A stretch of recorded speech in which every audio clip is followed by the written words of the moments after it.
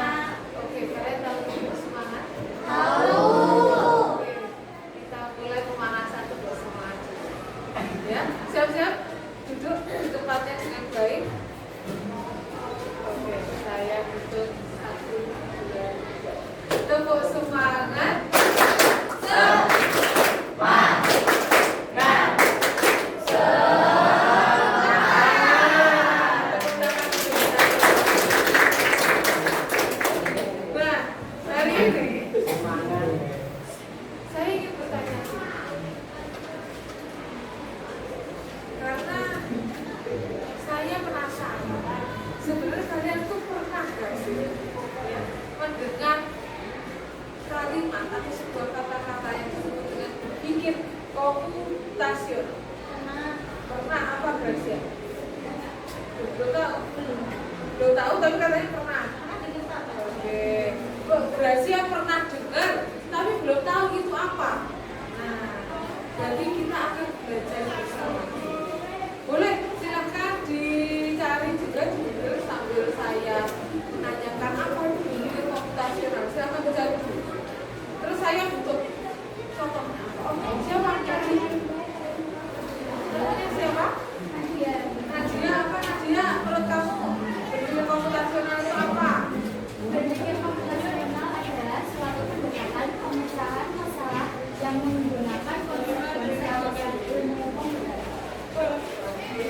Tepuk tangan untuk Nadia. Nah, menurut kalian, apakah kalian sudah merasa bahwa telah mengimplementasikan konsep berpikir komputasional pada kehidupan sehari-hari? Sudah? Seperti apa? Namanya siapa? Namanya siapa? Ica? Adisa. Oke, apa? Contohnya seperti apa?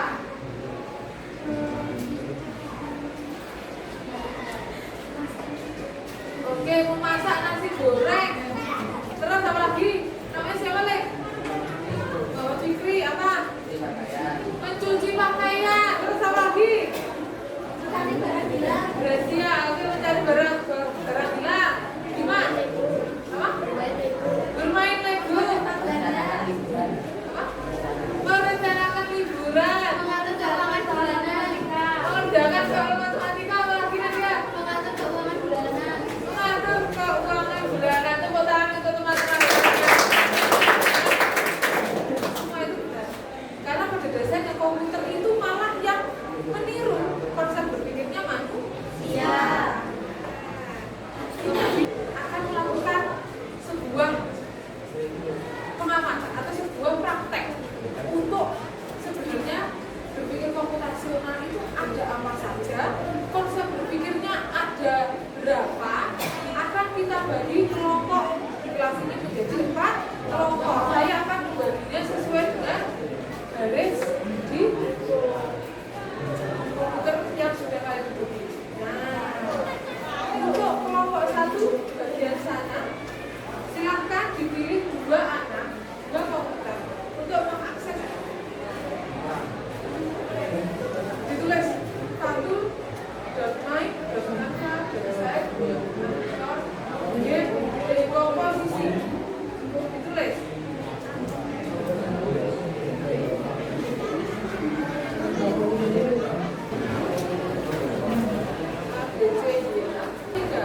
Silakan diketik di atas ya. Nah, di atas ini. Satu, kelompok ada LKPD-nya masing-masing. Ya, LKPD-nya masing-masing. LKPD-nya disesuaikan dengan berarti kan? Disesuaikan dengan ini. Kelompoknya memiliki tugas masing-masing. Kelompok 1, 2, 3 memiliki tugas masing-masing. Di sini kalian tulis nama kelompok dan nomor absen atau presensi kelas 7. Kemudian di sini apa itu dekomposisi? Disesuaikan dengan ini. Terus beri contohnya. Terus pengalaman kalian selama main game itu apa? Nanti silahkan berkumpul dengan kelompoknya, ya. Jangan sendiri-sendiri, tapi langsung berkumpul baru gitu ya. Oke, nanti silahkan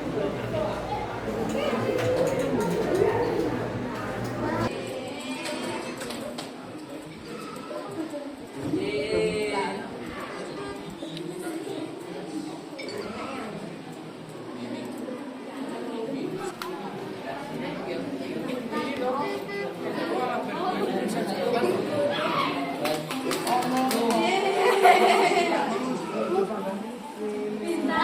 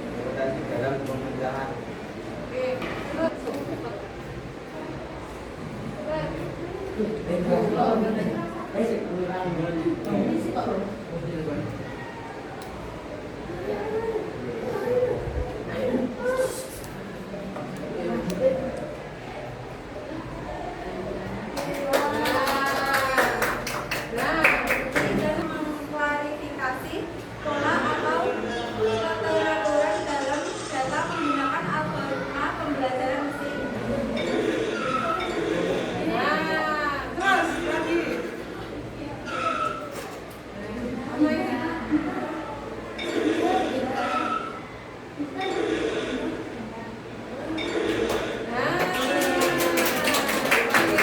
Contohnya, abstraksi adalah proses menyederhanakan atau meringkas informasi dengan membuang detail yang tidak perlu.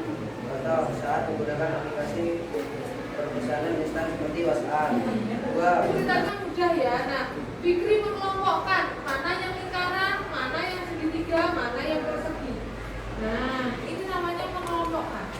Untuk menyelesaikan suatu masalah atau mencapai tujuan tertentu. Contohnya saat memasak, menyeberang jalan, atau bahkan saat menggunakan aplikasi proses. Oke, itu pengalamannya apa? Peningkatan kemampuan biologis, pemahaman yang lebih baik ketika tentang konsep algoritma. Oke, tepuk tangan untuk Bapak. Nah, silakan didemokan level satunya seperti apa ke algoritma.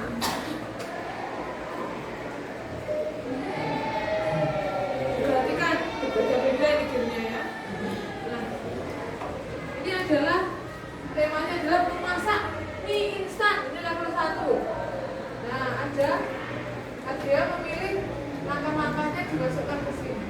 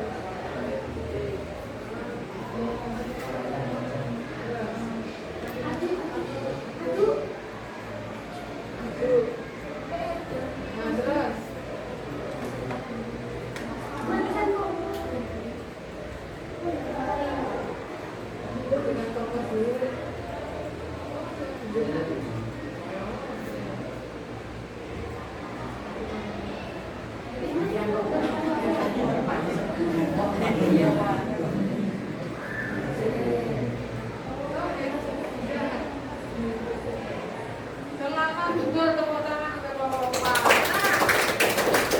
Oke, dari sini saya mau tanya, kalian kira-kira sudah mulai memahami apa itu dekomposisi, apa itu parabola, apa itu abstraksi, apa itu algoritma. Nah, itu adalah 4 komponen atau 4 elemen dari berpikir komputasional, ada 4. Nah, semuanya memiliki levelnya masing-masing, semuanya memiliki tugasnya masing-masing dari kalian tadi. Nah, Bapak akan menjelaskan sedikit terkait berpikir komputasional. Silahkan diperhatikan di depan. Bisa kalian akses nanti game-gamenya di HP maupun di laptop di rumah ya. Kalau penasaran. Kenalan computational thinking. Hai teman KC, coba tebak apa artinya computational thinking atau berpikir komputasional?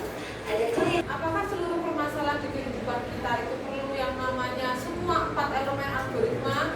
Ada dekomposisi, parabola, abstraksi, algoritma? Tidak semuanya kan?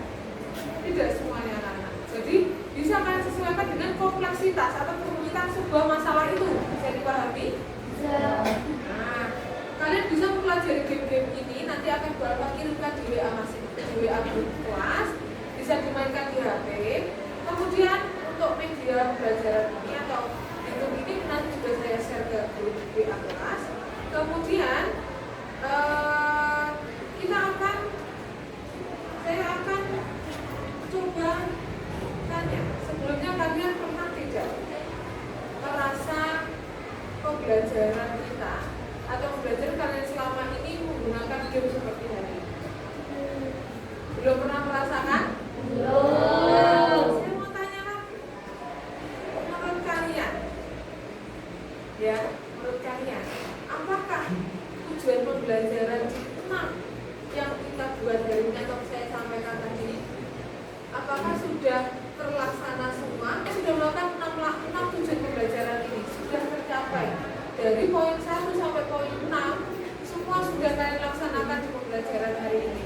Nah, kemudian tadi saya juga menyampaikan bahwa apakah kita kan sudah membuat yang namanya kesepakatan kelas atau kesepakatan kita belajar di lab komputer. Kira-kira sudah berapa persen untuk menjaga kebersihan lab komputernya?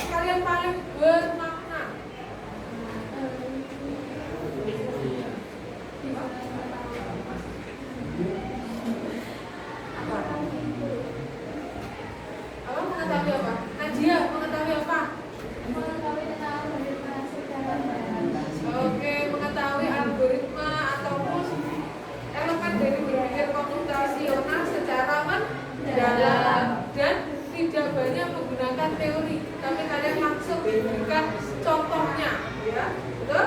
Oke. Nah, untuk hari ini, pembelajaran hari ini sangat luar biasa.